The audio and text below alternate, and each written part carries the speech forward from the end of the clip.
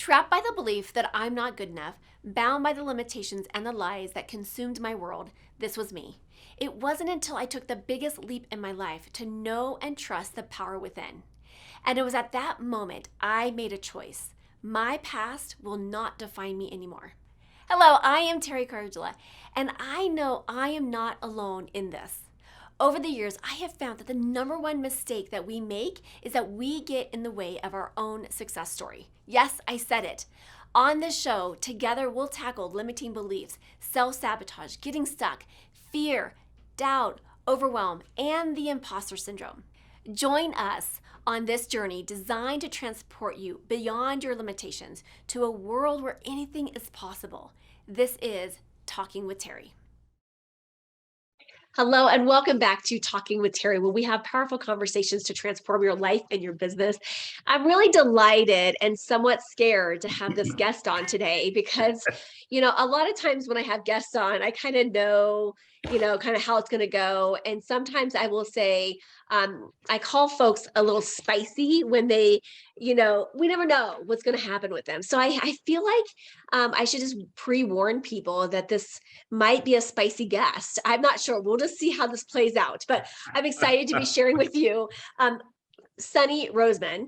I just recently had the pleasure of meeting him in this, kind of random local fundraiser event. And I'm excited that we connected. He, from fifth grade on, knew his passion and went into meteorology, and he went into the University of Oklahoma to study. And then he actually was really a part of the initial tornado chasing program, which is really fascinating, which is actually made famous the movie Twister, which I didn't know about you, which is so exciting. Mm-hmm. He built his career, and which brought him here to Denver, Colorado in 1977, where he got the name Sunny, which I'll have him share in a little bit. And he's also the author of the book Life's Little Ahas, Things I Wish I Would Have Known.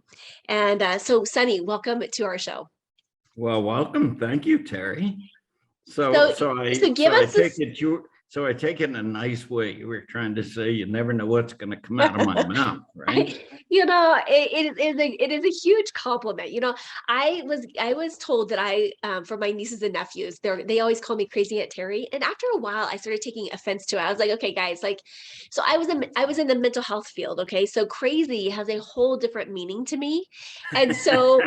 I was like, told them one day, I was like, why do you call me Crazy Aunt Teri? And so they shared with me, it's because I eat weird foods. I try new things. I jump out of planes. I run, I drive in fast cars, and race cars. And, I say yes to things that are exciting and fun. And I said, you know what, if that's your definition of crazy, I will embrace it every single step of the way. So I feel like, the same is true for spicy. It's just like, it's a little unpredictability kind of anchored in there. So we never know what we're going to get. And I'm just going to pre-warn people because I don't know. I've known you it's very for a short amount of time, but you and I are like the same person. You're just the male version of me. So, it's funny because about 5 minutes ago, someone sent me a text. A joint friend of ours sent me a text and said, "Thank you for keeping me entertained." And my comment back to her was, one of my great joys in life is entertaining people, which means you never know what's going to come out of my mouth. But it's usually pretty funny and people laugh. And, if I can make people laugh, what the heck? I mean, how wrong can you go with that deal? Right. Yeah. Okay. So okay. So I love the fact that when you shared with me your story about Sunny. So tell the listeners how Sunny came about, because I think it's a great story. So when I first got to Denver, there was a guy by the name of Stormy that was working here, and it been on the air for several years. And so they decided to name me Sunny. So it was Sunny and Stormy, and we were quite the thing back in the day, back in the 70s and 80s, and promoted all over the place and everything. But the true story behind it is the best part of the story, which is I had just come up from Phoenix, and there was a guy in Phoenix whose name was Dewey Hopper. which I thought was also a pretty good weather name, of course. And that was the big thing in those days. Weather people had to have a weather sounding name. Yeah. Well, he came to Denver and he went to Channel 7. And the people came to me, the marketing people at Channel 9 came to me and said, "What's with this Dewey Hopper guy?" And I said, "Well, he was a pretty big deal in Phoenix. And I guess they hoped that they could make him a big deal here in Denver." And they decided, well, we're going to take him down. We're going to name you Sonny and make this whole big thing out of Sonny and Stormy. And literally within 3 months, he was back in Phoenix. He Wow. resigned here. And, it was a classic marketing move, and they pulled it off. And I, of course, was the beneficiary of. Wow.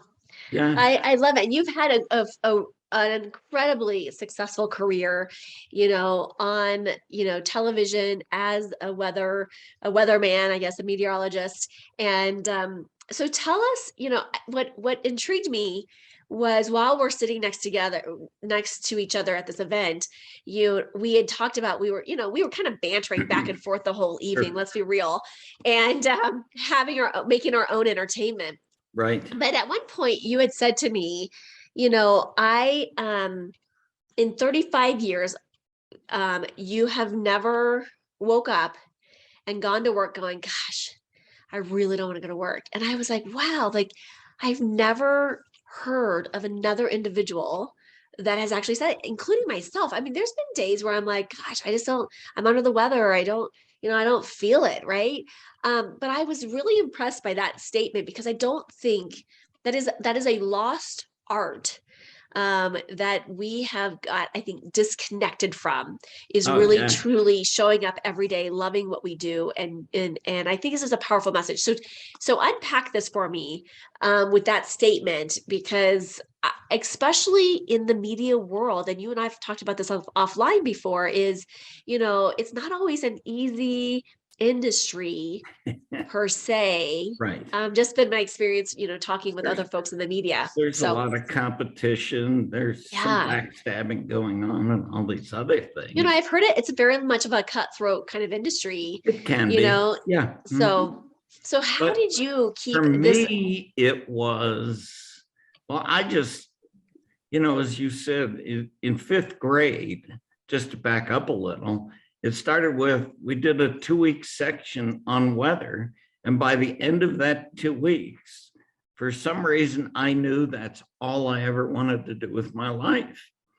And I would wake up every morning, and the first thing I'd do is, find out what the weather was, or look up old weather data and all this other stuff. And then when I got into the TV end of it, it just, I'd wake up in the morning, and the first thing I would think is, okay, what am I going to talk about today? What's the story going to be? Because, see, when you do the weather, it's all ad lib, and weather is truly just a story. And the people that are successful at it are the ones who can just tell a story. Nobody wants to hear gory details. People don't want to really hear, terms that are within the industry and, insider talk and terminology. Nobody cares about that. They just want to know, what the heck is the weather going to be tomorrow? What do I have to wear tomorrow? So on and so forth. How do I dress the kids? All these other things. And literally, I was that guy who woke up, and the first thing that I was thinking about was, wow, how am I going to design my story for today? Yeah. And I learned how to tell a story. And this Stormy guy told me something very interesting at the beginning of my career, because I actually met him before I came to Denver. And he said, let me tell you what this story thing's all about, which I think is really the key to any storytelling. And I think you'll be able to relate to this, and so will everybody else. And that is, when you tell a story, it's really nothing other than tell them what you're going to tell them, tell it to them, and tell them what you told them. Isn't that interesting? Yeah. And that's what it really comes down to. And so the people that are successful at it are the ones that can do that in a way that people actually want to listen to you and think you're a good guy. Which brings me to the next thing about the weather thing, which was always the challenge, which is ultimately most people think we're wrong all the time. The reality is 92 to 95% of the time we're correct. It's that 5 to 7% that people remember and you're wrong and so on and so forth. So what really matters is if they like you, doesn't matter if you're wrong. Oh, he was wrong, but he's a good guy. That's fine. We love him. If they don't like you, not only are you wrong, but you're a bad guy. You don't last very long in the business. So your skills are storytelling. Really fascinating. Yeah. Isn't that interesting? And the skills truly are storytelling and coming across to people like you're right there in their living room, talking to them one-on-one. You know, it's the old thing that people used to say, well, I'm scared to get up and talk. Well, yeah, the joke used to be, well, what you need to do is you need to look right at one person in the audience and pretend they're sitting there naked. And that'll put you in a good, funny mood, okay? And it's really the TV version of that when you get right down to it. Yeah. There's like some added pressure because you have viewership. You were on, television very successfully for 35 years. And, you're right. Like, I mean, I'm going to extrapolate this a little bit further and take it to our listeners. Two things that I take out of the storytelling. One is the stories that we tell ourselves, right? The positive stories, the negative stories, right? That's one element of the storytelling that we're telling ourselves, right? From a personal development standpoint, and I love the fact that you woke up every day saying, what's the story that I'm going to tell today, right? Because what are the stories that we tell ourselves as entrepreneurs, as moms, as dads, as, in our careers? Like, what are the stories that we start immediately first thing in the morning? What are the stories that we tell ourselves? Right. And then on top of that, the other story piece is, as a business owner, as an entrepreneur, as someone, what are the stories that we get to craft and create to become likable, to become trustworthy, to become a trusted advisor to our clients, to our audience, to our community, so that when we mess up, right? Because we will mess up, we are human. And when we mess up, we still have that relationship to fall back onto. And I think that's beautiful. Would you tell that to our politicians? Right. Sure, that's really important. Yeah, right.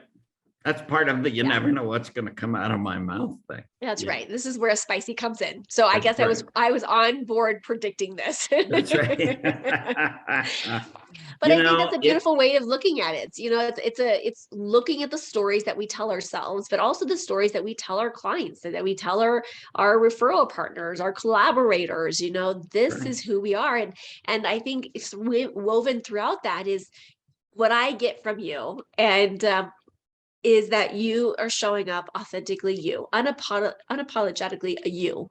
Yep. And, some people, will get you and some people won't. With like all of us, there's going to be people that get us and people that don't get us. And like, why are we, crying over the ones that don't get us or not, or refusing to get us, You can't.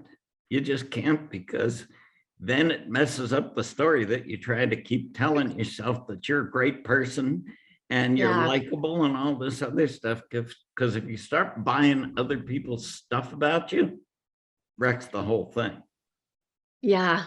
Really I mean, it really does, because we give power to another person who doesn't know us inside or out. Yes, we might show up with a bad day. I've had bad days, and that doesn't make up who I am.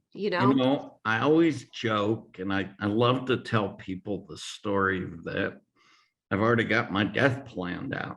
Okay, so first of all, I've decided that I'm not afraid of dying.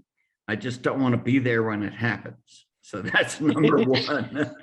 Fair enough. Okay. Yeah, I mean, I think that's pretty reasonable. That's I think reasonable. most people would probably agree with that statement, But I told my kids this. I said, here's what I want. I want to be cremated. And then right before they put me in the cremation chamber, I want you to ask the guys who are going to be shoving me in there to leave the room because you want to spend a little extra time with dad before you cook them. And I said, what I want you to do is before you come over, I want you to go to the grocery store and get a couple pound bag of unpopped popcorn and a funnel and shove it down my throat. So that, Oh my gosh. so that when they put me in there and the guys are standing there waiting for the process, all of a sudden they start hearing pop, pop, pop, pop, pop, pop, pop.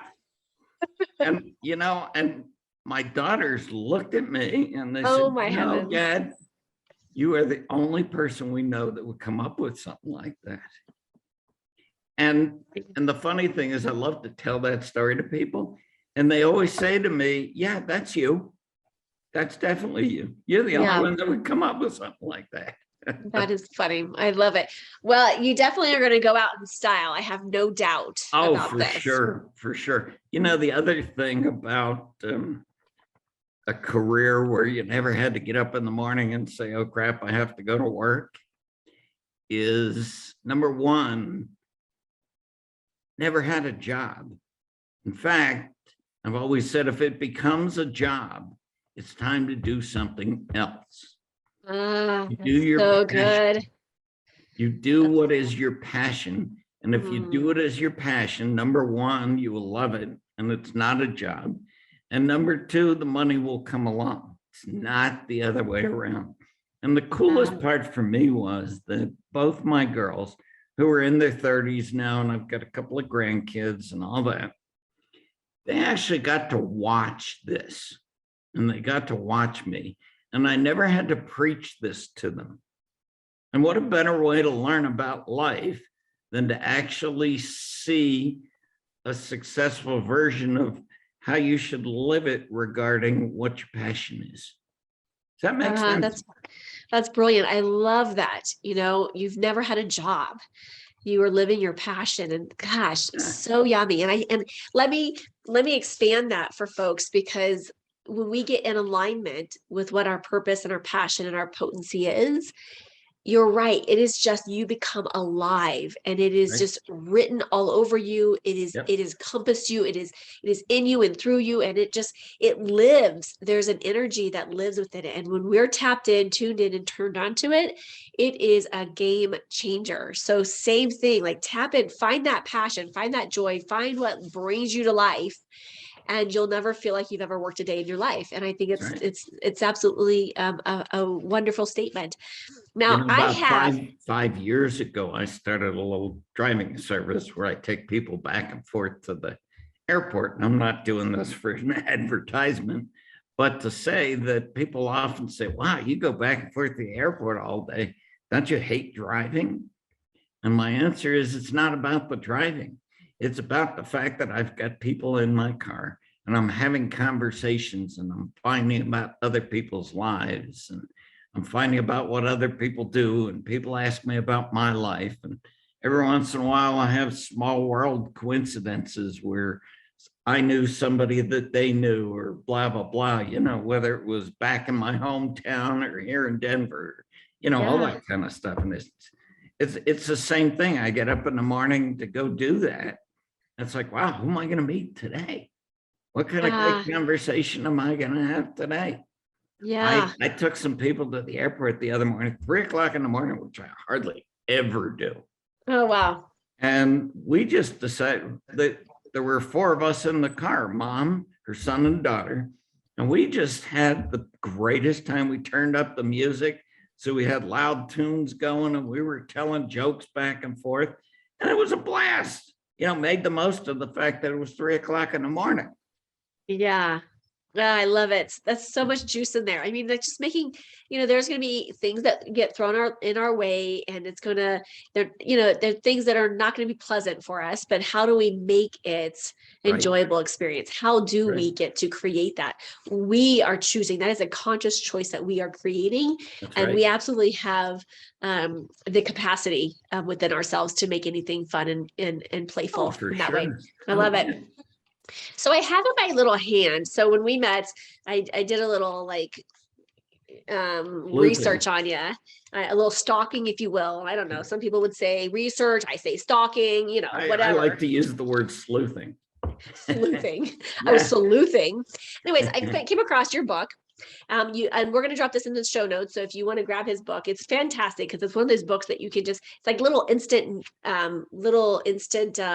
pick me ups, great quotes. And as you see, when you have to go over to the video to look, I have like all these little tabbies up and down because I have them for different reasons. But I want to share a couple of these that I loved. They're just great, like life quotes, right?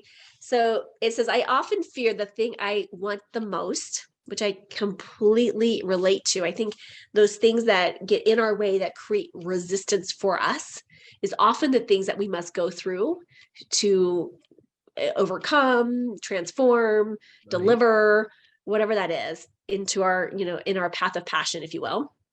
Anything that you want to add to that? I think that one really to me means a lot because I had everybody goes through something in their life. There's nobody who doesn't have a story that resonates with them about something they had to overcome or whatever. I Yeah. had a major event when I was 16 years old that happened in my life. And it pretty much has defined my life ever since in a lot of ways.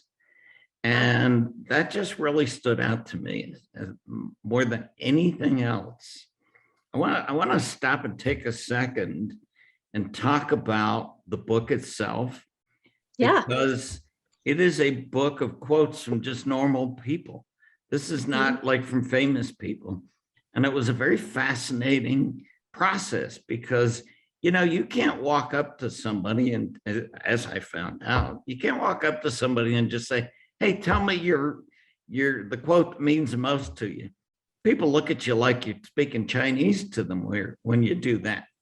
Yeah. Whereas I had to actually learn to script a conversation with people where I got them talking about life events and stuff.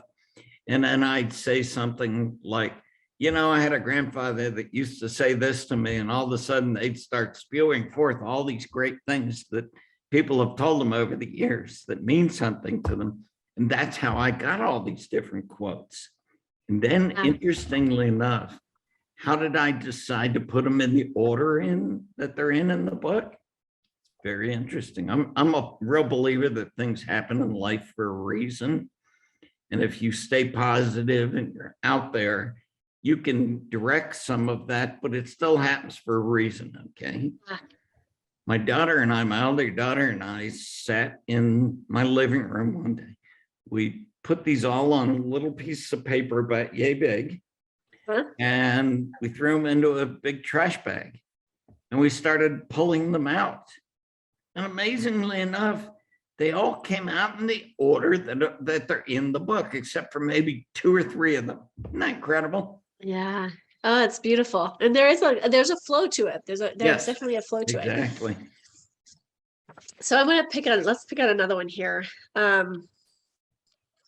This one's kind of silly, but I'm going to share it because when I looked at it, I was like, that is silly. And then when I started sitting with it a little bit longer, I was like, ooh, there's a great meaning behind this. And it says, one of the toughest decisions to make is when to discard a toothbrush.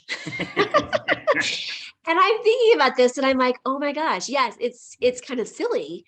And yet, how many of us contemplate this? It's like, ooh, has it been 2 months? And I don't ever put a date on my toothbrush and the little head, jobby thing on my electric toothbrush. But when is that? But also in our life, when is it time to discard old stories, old relationships that no Right. longer serve us, the ones that are tearing us down versus building us up? I mean, there's so much to this quote beyond just the toothbrush, but, just letting go of the old stuff, right? I know people that have held on to, old clothing and old, stuff that no longer serves us. And I think that is true. And it comes into this silly quote.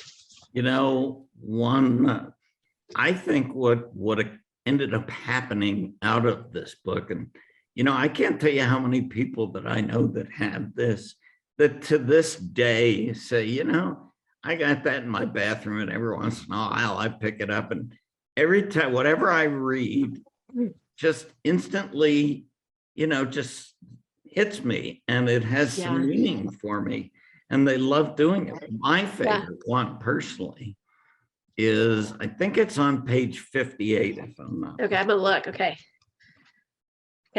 what is it? Is it the one about sitting around a table? Oh, grandparents and grandchildren, grandchildren get along as well because they both dislike the same people. No, that's not the one. Anyway, it's on a different page, but my favorite one, it basically says, if you sit 5 people around a table and put your problems in the center of the table, you'll still take your own back. Oh yeah, that's juicy. Think about how important that really is and how much that says. Yeah. Because we all are so convinced that our problem is so much bigger than everybody else's. It's right up there, along with a good friend of mine gave me another one in there. It says, you shouldn't worry so much about what people think of you, because they don't.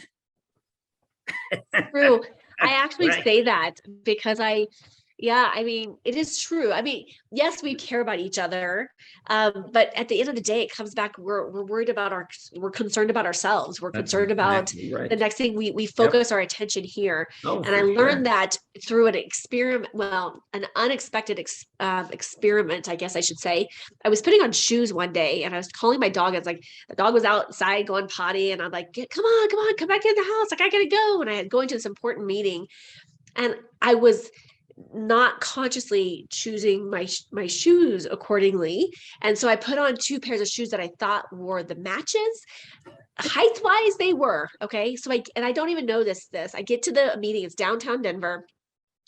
And I'm like 10 minutes early because I'm an early girl, but then not enough time after I realized. So I open the car door, and I step out with one foot, and then I step out with the other foot, and I go, oh, I have completely 2 separate shoes on. One is pointed, one is rounded, one is brown, one is, white. And I'm like, oh my heavens, like, what am I going to do? And I was like, you know what? I'm just going to walk with confidence, and I'm just going to pull this off, and I'm just going to make great eye contact. And so the whole time, great eye contact, great conversation. But I realized that, there's the movie Shawshank Redemption, in part of the movie. Part of the movie, he comes walking through, and after he had taken, the what do you call it? The warden's shoes, and puts his shoes on. He walks through and he's like, hardly anybody ever pays attention to a man's shoes, right? Which is so true. And I was like, well, how often do we really pay attention to other people's things? Like, yes, we can be in conversation with them and care at the moment, but for the most part, we are consumed by our own stuff most of the time. Oh, sure we are. One thing I learned in my TV days, if you ever want to go somewhere and get people to pay attention to you as a man, when you have a tie and a jacket on, wear a pink shirt and a bright pink tie. It attracts people instantly to you. And women are like, wow, that is so cool. You must be so confident to wear a shirt like that and a tie like it's really powerful. And I learned, because my color, long story short, is hot pink. And I learned about 2 years ago the buying psychology behind it. But hot pink, so red is a power color, and it's great for conversations and attraction and stuff. But hot pink is a buying color, which I didn't know until just a couple of years ago. But it really stands. And for men, for them, wearing hot pink or any color, any shade of pink it is this attraction factor. It is really, psychological. And I always think, I'm like, this is fantastic when guys can pull it off, because it is a kind of a bold move. And so it does require a little bit of, confidence and gumption, to For pull it sure. off. And every time I do it, it's like if I ever want to walk into a room where I haven't been invited, that whole thing, if you walk into a room that you haven't been invited to, if you walk in like you're supposed to be there, nobody will say a word to you and they'll let you in. If you walk in like you're scared that somebody's going to figure out you're not supposed to be there, they'll figure it out. It's the energy we put out. It's the energy. Walking with confidence and walking like we know what we're doing. Yep. There's just there's an energy around it. So what I okay, do so is I walk in with the right attitude, with the pink shirt and the pink tie, and it works every time. I love this. No, I could literally sit here and just like take all of these wisdoms and nuggets. And I hope all of our listeners have just been writing and jotting and filling up their bucket today. So what's one last final thought that you would like to leave our listeners with today? Wow. Coming from the words of Sunny Roseman here. Oh boy. Keep it clean, right? Keep it clean. Please. Keep it clean with a little disclosure. I had to add that, of course. You know me well enough. Well, I'm shocked that we've gotten through 25, 30 minutes here without me having to say that before. So we're good. We're good. We're coming to the final thing. My anxiety now can like subside. Yes, we're okay. I think I'm going to keep it clean till the end here. I think the thing that I would like to say to people is be true to yourself, live with integrity, and, just live your life as if you just live everything you believe. And that's extremely, what's the word for it here? It's extremely attractive to the world when you do that, because people can see it. People can see genuineness, and people can see BS. And we used to say in the TV business, that camera doesn't lie. Yeah. And I think that's where I learned that from. And so I've taken it into most parts of my life, and it's so true. Yeah. If you just lead a genuine life, people can see it. And if people, we have evolved from animals, and animals survive in instinct.